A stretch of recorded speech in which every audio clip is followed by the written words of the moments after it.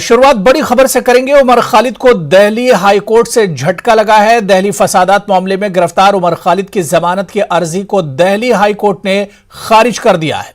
उमर खालिद ने निचली अदालत की जमानत अर्जी को मुस्तरद करने के फैसले को हाई कोर्ट में चैलेंज किया था। ख्याल रहे कि उमर खालिद के खिलाफ फसादात की साजिश रचने और UAPA के तहत मुकदमा दर्ज है।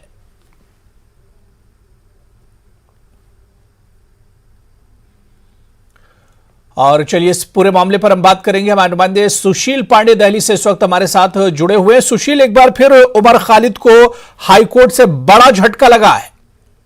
जी बिल्कुल, देखिए साफ तौर से इस पूरे मामले में दिल्ली दंगा मामले में जो आरोपी हैं उमर खालिद, उनको फिलहाल दिल्ली हाई कोर्ट से एक बड़ा झटका लगा है। दिल्ली हाई कोर्ट ने फिलहाल UAPA मामले में आरोपी उमर खालिद को जमानत देने से इनकार कर दिया है।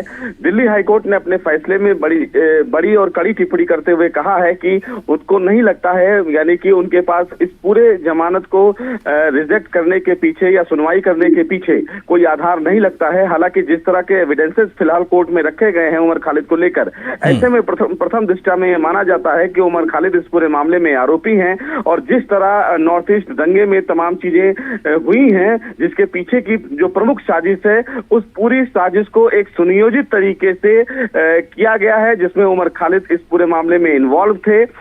तमाम ऐसे ग्रुप बनाए गए जिसमें एक्टिव मेंबर उमर खालिद थे और इसी आधार को फिलहाल देखते हुए उमर खालिद को जमानत देते हुए कोर्ट ने उनकी जमानत अर्जी को खारिज कर दिया है। हालांकि UAPA के मामले में उमर खालिद पिछले 2 साल से जेल में ही हैं और उन्होंने दिल्ली हाई कोर्ट का दरवाजा इसलिए खटखटाया था क्योंकि निचली अदालत ने उनकी जमानत अर्जी को खारिज किया था और उन्होंने उसी फैसले को दिल्ली हाई कोर्ट में चुनौती दी थी और ये कहा कि इस पूरे मामले में उनको जमानत दी जानी चाहिए। लेकिन हाई कोर्ट को फिलहाल उनकी तरफ से जो तमाम दलीलें दी गई कि इस पूरे मामले में इन्वॉल्वमेंट को लेकर तमाम चीजें दिल्ली पुलिस ने बढ़ा चढ़ाकर दिखाया है, ऐसा कोई मेरिट उनकी तरफ से जो दलील में दी गई वो कोर्ट ने नहीं सुना और इसी आधार पर कोर्ट ने उनकी जमानत अर्जी को खारिज कर दिया। चलिए, बहुत बहुत शुक्रिया सुशील हमारे साथ जुड़ने के लिए, इस खबर पर अपडेट करने के लिए।